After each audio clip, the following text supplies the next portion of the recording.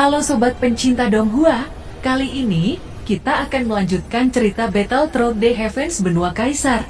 Cerita dan video ini diambil dari channel Nobarta. Tanpa banyak basa-basi, mari kita simak alur ceritanya. Melanjutkan dari cerita sebelumnya, Kaisar Naga, mari kita memasuki reruntuhan. Meskipun reruntuhan ini telah ditempati oleh monster darah bertahun-tahun lamanya, tetapi mereka tidak dapat menyerap benda-benda dari benua Daudi ini. Bisa dikatakan reruntuhan ini terdapat banyak sesuatu yang sangat menguntungkan kita. Saya harap Kaisar Naga membawa semua anggota untuk memasuki reruntuhan ini. Jika kita menemukan peluang untuk meningkatkan kekuatan tempur, maka itu menjadi sesuatu yang sangat baik bagi kita. Kaisar Naga juga tahu bahwa benua ini masih terancam oleh musuh dari dunia Dewa Dara. Oleh karena itu kita harus memperkuat fondasi kita untuk mempertahankan benua ini, ucap Xiaoyan. Kaisar Naga hanya tertegun saat mendengar semua perkataan Xiaoyan. Dia juga sangat yakin dengan ramalan leluhur Su bahwa sosok manusia di depannya merupakan penyelamat dari benua ini. Saudara Xiaoyan, karena Anda sudah mengatakan seperti itu, maka saya akan memerintahkan anggota suku naga memasuki reruntuhan, ucap Kaisar Naga. Setelah itu semua anggota suku naga dan kelompok Xiaoyan memasuki bahtera bersama. Mereka perlahan-lahan menelusuri reruntuhan. Saat kelompok Xiaoyan melihat Kaisar Naga, mereka menyapa dengan hormat. Sekarang kita telah menjadi keluarga. Oleh karena itu sangat tidak cocok jika kalian memanggil saya Kaisar Naga. Kalian semua bisa memanggil saya Long Sitian, ucap Kaisar Naga yang bernama Long Sitian. Apakah Anda tahu bahwa Long Yang juga merupakan seorang naga? Ucap Xiaoyan tersenyum. Saat merasakan nafas Long Yang, Long Sitian sedikit terkejut. Oh, dari apa yang saya rasakan anak ini memiliki nafas naga, namun mengapa dia bukan berasal dari suku naga? Ini benar-benar keajaiban, ucap Long Sitian. Long Yang adalah 9 naga guntur emas yang terlahir di lembah petir. Meskipun dia lahir tidak seperti suku naga pada umumnya, tetapi Long Yang bisa dianggap sebagai setengah suku naga, ucap Xiaoyan. Long Sitian mengulurkan tangan untuk merasakan energi pada tubuh Long Yan. Ini sebenarnya keberadaan yang sangat langka. Di masa depan saya akan membawa Anda ke suku naga. Suku naga memiliki kolam darah naga yang telah disimpan selama jutaan tahun. Mungkin Anda dapat menemukan keberuntungan dan memiliki tubuh naga sepenuhnya, ucap Long Sitian. Long Yan sangat tertegun dengan kata-kata Long Sitian. Jika dia bisa memiliki sepenuhnya tubuh naga, maka dia bisa menjadi sangat kuat. Long Yan dengan cepat menganggukkan kepalanya dengan gembira. Setelah itu Long Sitian menoleh ke Xiaoyan lalu berkata lagi, Saudara Xiaoyan, ada sesuatu yang ingin dibicarakan kepada Anda, ucap Long Sitian. Oh, mengapa Anda masih sungkan? Tolong katakan, ucap Xiaoyan. Di sekitar area ini terdapat reruntuhan yang ditinggalkan oleh leluhur suku naga. Oleh karena itu saya ingin memimpin anggota suku naga untuk memasukinya dan mencari peninggalan dari leluhur kami. Saudara Xiaoyan, saya tidak dapat menemani Anda menelusuri reruntuhan lebih dalam. Sebagai gantinya saya akan memberikan peta untuk menunjukkan semua detail tentang reruntuhan ini. Di dalam peta terdapat tanda untuk memindai lokasi penting di reruntuhan ini. Itu pasti sangat membantu Saudara Xiaoyan, ucap Long Sitian memberikan sebuah peta dengan sinar cahaya hijau. Karena Anda sudah memutuskan seperti itu, maka saya tidak bisa menahan Anda. Semoga Anda dapat menemukan keberuntungan yang besar. Saya akan memberikan potongan batu giok ini kepada Anda. Jika terjadi sesuatu yang tak terduga, Anda dapat menghancurkannya dan saya akan bisa merasakan keberadaan Anda, ucap Xiaoyan. Long Sitian menerima batu giok yang diberikan oleh Xiaoyan lalu turun dari bahtera. Setelah itu Xiaoyan mempelajari peta dan memutuskan untuk pergi ke sisi timur. Setelah beberapa saat Xiaoyan dan kelompoknya melihat sebuah pemandangan kota besar. Namun kota besar ini sudah menjadi reruntuhan dan menjadi kota mati. Pada waktu itu kota ini disebut sebagai kota suci dan merupakan kota terbesar di benua Daudi. Kota suci ini juga telah mengumpulkan orang-orang kuat yang tak terhitung jumlahnya di daratan Daudi. Namun kota yang dulunya penuh kehidupan sekarang hanya menjadi reruntuhan setelah bencana kuno. Lubang cacing di sini tidak lagi tersedia dan sangat sulit untuk bergerak dengan cepat, ucap Xiaoyan mengerutkan kening. Setelah itu dia terus mengamati peta dan tiba-tiba ekspresinya berubah. Itu karena dia melihat sebuah jalan yang terhubung dengan banyak tempat yang ditandai di permukaan peta. Dan lubang cacing di kota Jucheng juga memiliki logo yang sama. Ada lubang cacing di tengah-tengah. Mungkinkah ini juga memiliki metode teleportasi?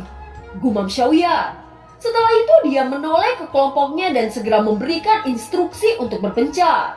Xiaoyan mengarahkan masing-masing orang ke reruntuhan yang sesuai dengan karakter masing-masing. Seperti Xiaozan pergi ke tempat reruntuhan yang dulunya adalah medan tempur harimau kuno. Sedangkan King Wu'er pergi ke reruntuhan yang pernah ditinggali oleh ras iblis. Reruntuhan ini bisa dikatakan reruntuhan paling besar yang ada di benua Dodi. Selain itu, ini sudah menjadi kota kosong yang tidak mungkin ada bahaya yang terjadi. Oleh karena itu, Xiaoyan tidak terlalu khawatir dan lebih baik membiarkan mereka pergi dan menemukan peluang yang cocok bagi mereka.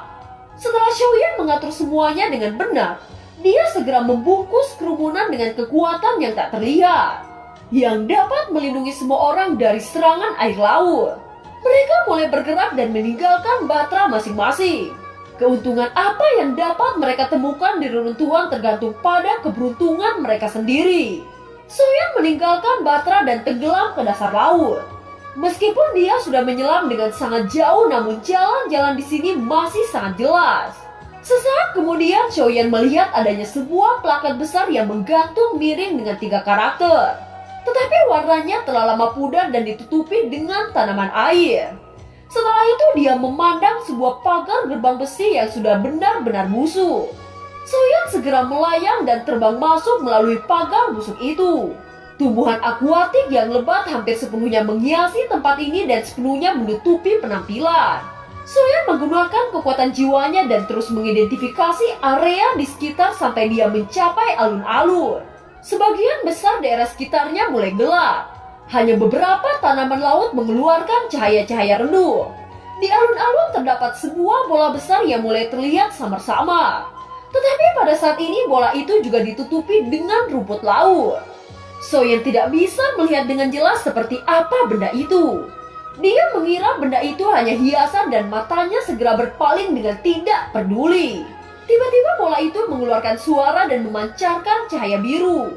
Pada saat yang sama, arus yang kuat terpancar dan menyingkirkan semua rumput laut yang menutupi bola itu. Baru kemudian mengungkapkan penampilan bola yang sebenarnya. Xiaoyan terkejut dan segera berbalik melihat bola itu. Tiba-tiba dia memiliki perasaan yang sangat akrab. Xiaoyan pernah melihat benda ini sebelumnya. Itu merupakan bola kristal yang sama dengan milik leluhur Su ketika dia berada di dalam perut ikan raksasa. Ini sebenarnya mata langit berbintang yang bisa memproyeksikan masa depan yang dimiliki leluhur Su. Namun mengapa tiba-tiba benda itu ada di sini? Gumam Xiaoyan. Mata langit berbintang ini hampir sama dengan milik leluhur Su. Satu-satunya perbedaan adalah mata langit berbintang yang sekarang jauh lebih besar. Ketika Xiaoyan yang memalingkan muka, tiba-tiba dia merasakan jiwanya tersedot. Dan dia sekarang menggelengkan kepalanya dan menstabilkan pikirannya. Benda yang aneh. Bisakah benda ini mengintip ke masa depan? Ucap Xiaoyan. Xiaoyan mendekati mata langit berbintang yang berisi ribuan bintang. Jika seseorang melihat lebih dekat, seseorang akan menemukan bahwa ribuan bintang ini secara teratur digabungkan untuk membentuk mata. Ketika Xiaoyan mendekati lagi, dia bisa merasakan kekuatan hisap yang dipancarkan jauh lebih kuat. Itu secara ekstrim menyedotnya ke mata langit berbintang. Xiaoyan terkejut dan segera bangkit untuk melawan. Tetapi tidak peduli bagaimana Xiaoyan melawan, ia masih terus terperangkap ke dalam pusaran itu. Bahkan dia tidak bisa membebaskan diri sama sekali. Xiaoyan merasakan pusing dan kemudian perlahan-lahan membuka matanya. Pemandangan yang dia lihat adalah banyak gambar yang terputus-putus. Telapak tangan Xiaoyan menyentuh prasasti batu ajaib dan tiba-tiba gambar berubah menjadi pegunungan binatang ajaib. Di dalam pegunungan binatang ajaib terlihat seorang pria dan wanita saling berpelukan. Dan pipi kedua belah pihak itu sama-sama berwarna merah. Kedua orang itu secara alami adalah adegan Xiaoyan waktu pertama kali bertemu dengan Yunyun di pegunungan binatang ajaib. Menyaksikan adegan ini, Xiaoyan merasa bahwa itu terjadi baru kemarin. Namun faktanya itu sudah berlalu dalam puluhan tahun lamanya. Gambar itu masih berkedip-kedip. Ini adalah kenangan dari Xiaoyan. Xiaoyan yang melihat pemandangan ini hatinya tergerak. Wajahnya penuh penyesalan dan kemudian dia tersenyum yang bercampur sedih untuk sementara waktu. Xiaoyan menghela nafas dan sangat merindukan kampung halamannya termasuk semua keluarganya dan masa lalunya. Meskipun saya enggan, namun saya tidak punya kesempatan. Saya tidak tahu apa yang terjadi dengan ayahku dan kedua kakak laki-lakiku, ucap Xiaoyan. Xiaoyan merasa bahwa jiwanya menjadi sasaran kekuatan dan penindasan yang kuat. Itu yang membuat Xiaoyan sangat tidak nyaman. Tetapi perasaan ini hilang begitu saja. Tiba-tiba dunia di depan Xiaoyan berubah menjadi langit yang ceria dan cerah. Bahkan tidak ada awan yang bisa dilihat dan ada segala macam tepuk tangan yang meriah. Xiaoyan sangat terkejut dengan perubahan pemandangan ini. Dia sangat jelas merasakan bahwa ini adalah nyata. Xiaoyan terus mengamati sekelilingnya dan berkata, "Ini adalah kota suci sebelum bencana kuno terjadi," ucap Xiaoyan saat melihat kota yang ramai dipenuhi dengan orang-orang. Pada saat ini tiba-tiba sebuah suara terdengar di telinga Xiaoyan. "Saya menyapa Kaisar Penolong," ucap suara itu. Xiaoyan segera melihat sumber dari suara itu. Ketika dia menemukannya, dia terkejut setelah melihat bahwa sosok ini adalah kura-kura yang berubah menjadi bentuk manusia. Itu adalah leluhur Su yang ditemuinya ketika di dalam perut ikan raksasa. Tetapi leluhur Su yang dilihat Xiaoyan saat ini masih sangat muda. "Imam besar, ini sebenarnya Anda," ucap terkejut Xiaoyan. "Kaisar penyelamat memanggilku Imam besar. Aku masih jauh dari tingkat Imam besar. Orang-orang dari Dewa Dara akan segera berada di sini. Aku juga berharap bahwa Kaisar Penolong dapat menyelamatkan suku saya dan benua Daudi," ucap leluhur Su berkata dengan sungguh-sungguh. Xiaoyan tertegun dengan pernyataan ini. Dia tidak mengerti apa yang sebenarnya terjadi sekarang. Meskipun sekarang orang ini jauh lebih muda, namun orang ini adalah imam besar leluhur Su. Xiaoyan sekali lagi melihat sekeliling kota suci ini yang masih di daratan. Setelah itu dia melihat lagi pada imam besar yang tampak muda. "Tampaknya saya dibawa ke benua Daudi sebelum bencana kuno terjadi," ucap dalam hati Xiaoyan. Setelah itu dia memandang imam besar lalu berkata, "Bagaimana saya akan menyelamatkan benua Daudi dan suku Anda?" tanya Xiaoyan. "Kaisar Penolong bisa pergi untuk mengikuti saya. Pada saat itu Anda hanya perlu mengaktifkan formasi dan Anda dapat melindungi kehidupan," ucap imam besar berkata dengan sungguh-sungguh kepada Xiaoyan. Xiaoyan mengangguk dan hanya terus mengikuti imam besar yang memimpin jalan. Imam besar membawa Xiaoyan ke lubang cacing yang belum dia temukan sebelumnya. Dan kemudian dia dan imam besar berteleportasi ke hutan lebat. Xiaoyan melihat sekelilingnya dan tampaknya dia sangat akrab dengan tempat ini. Dengan kata lain, ini adalah tempat yang dia lihat sebelumnya. "Kaisar Penolong, ayo ikuti aku," ucap imam besar memandang Xiaoyan yang masih melihat sekelilingnya. Xiaoyan mengangguk lalu mengikuti imam besar. Sesaat kemudian dia melihat sebuah gua di lautan hijau. Gua ini sangatlah besar. Bahkan Xiaoyan belum pernah melihat ada gua sebesar ini. "Apakah ini dunia binatang ajaib?" ucap terkejut Xiaoyan. Imam besar yang melihat Xiaoyan terkejut, dia segera bereaksi dan berkata, "Keluarga Warcraft juga berada di kota suci ini. Mereka adalah salah satu pasukan utama di benua Daudi. Sekarang kita akan memasuki gua ini dan menunjukkan tentang formasi yang rusak kepada Anda," ucap imam besar. Xiaoyan mengangguk dan tidak berbicara. Dia terus berjalan dengan imam besar sampai mereka mencapai gua. "Ayo pergi. Tempat yang akan kita tuju ada di bawah gua. Anda dapat yakin bahwa tidak akan ada bahaya," ucap imam besar. Xiaoyan mengangguk dan terbang ke dasar gua dengan imam besar. Setelah memasuki bagian bawah gua, apa yang dilihat Xiaoyan benar-benar berbeda dari yang dia bayangkan. Di dalam bawah gua ini sangatlah luas dan dipenuhi dengan cahaya-cahaya yang sangat terang. Dinding-dinding gua di sekitarnya memancarkan cahaya yang kuat dan menerangi seluruh gua.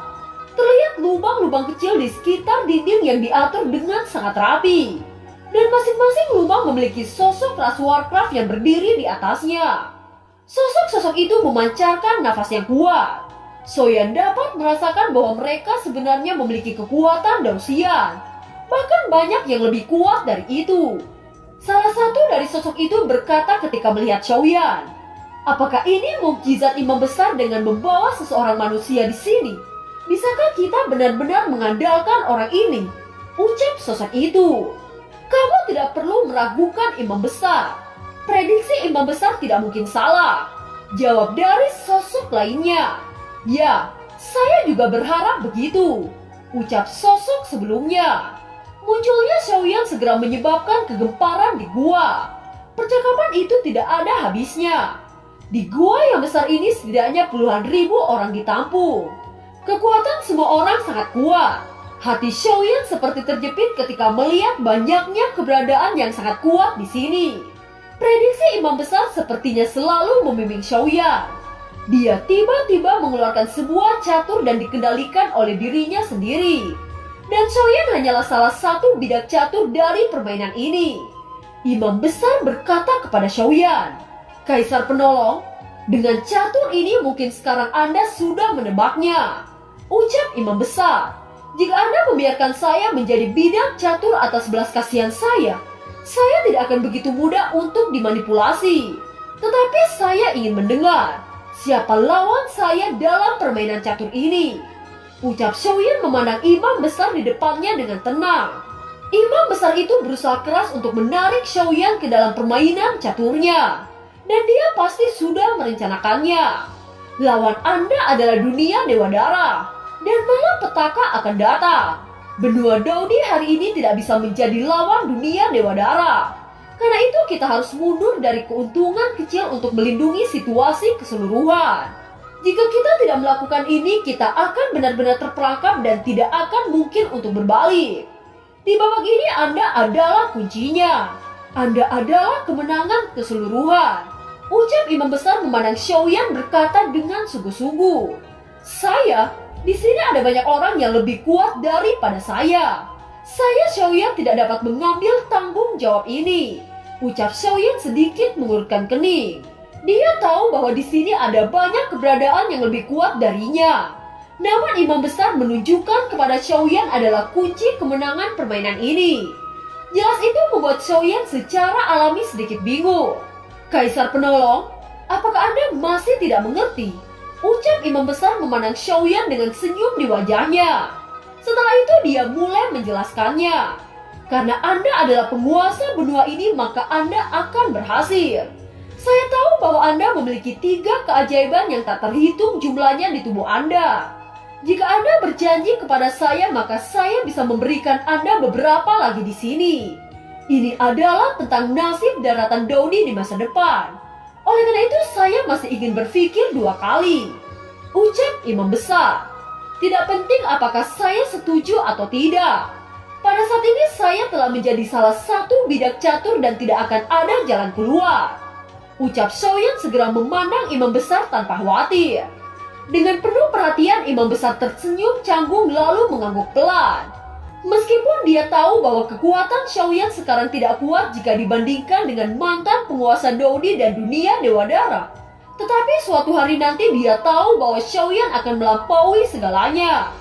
Berpikir sampai di sini imam besar membungkuk kepada Xiaoyan lalu berkata, "Terima kasih Kaisar penolong. Tetapi untuk sekarang saya membutuhkan bantuan Anda untuk mengaktifkan formasi. Semua orang di sini adalah eksistensi tertinggi di benua Daudi. Ketika sangat krisis di masa depan, kekuatan ini cukup untuk muncul kembali di benua dan berperang bersama Anda." Ucap imam besar. Xiaoyan terkejut dan segera memandangi puluhan ribu orang di dalam gua. Pada titik ini Xiaoyan memahami bahwa imam besar ingin menyembunyikan semua puluhan ribu orang ini. Dengan begini, ketika bencana kuno terjadi, orang-orang kuat di sini bisa menghindari pembantaian dari Dewa Darah. Itu untuk mempertahankan kekuatan dan menunggu hari kebangkitan dan pembalasan. Di gua di pintu masuk puluhan ribu sosok berdiri di setiap pintu masuk. Mereka semua sedang menonton Xiaoyan di bagian bawah gua. Sebagian besar mata mereka menghina, dan bahkan beberapa dari mereka memandang remeh Xiaoyan. Ini membuat Xiaoyan sangat tidak nyaman. Kurasa orang-orang ini tidak perlu bantuanku. Ucap Xiaoyan mendengus dingin saat merasakan keraguan di mata semua sosok itu. Xiaoyan mengangkat satu tangan dan semua api surgawi muncul. Setelah itu roh hantu dan segero juga muncul di tubuhnya. Mereka tiga keajaiban dunia melayang di sekitar tubuh Xiaoyan dengan indah. Semua mata yang awalnya dipenuhi dengan kesombongan pada saat ini berubah menjadi keterkejutan. Dan wajah semua orang penuh dengan ekspresi yang luar biasa. Puluhan api langit berputar di sekitar Xiaoyan dengan sangat indah. Itu disertai dengan warna yang berbeda-beda. Di balik keindahan ini memancarkan perasaan panas yang menakutkan. Tiga keajaiban di tangan Xiaoyan adalah peringkat tinggi dan peringkat rendah. Tetapi semua memiliki fungsi yang sangat istimewa. Di antara puluhan ribu mata di gua hampir semuanya menatap Xiaoyan dengan takjub. Bukan karena orang-orang ini tidak memiliki tiga keajaiban, tetapi tiga keajaiban mereka tidak akan melebihi tiga. Sedangkan sekarang orang yang mereka lihat memiliki puluhan dari tiga keajaiban dunia. Dan bahkan peringkat yang dimiliki oleh Xiaoyan jauh lebih tinggi dari milik mereka. Orang ini sebenarnya memiliki tiga keajaiban sekaligus. Bagaimana mungkin dia bisa menempatkan tiga keajaiban dunia pada satu tubuh? Ucap salah satu sosok yang kuat dari mereka.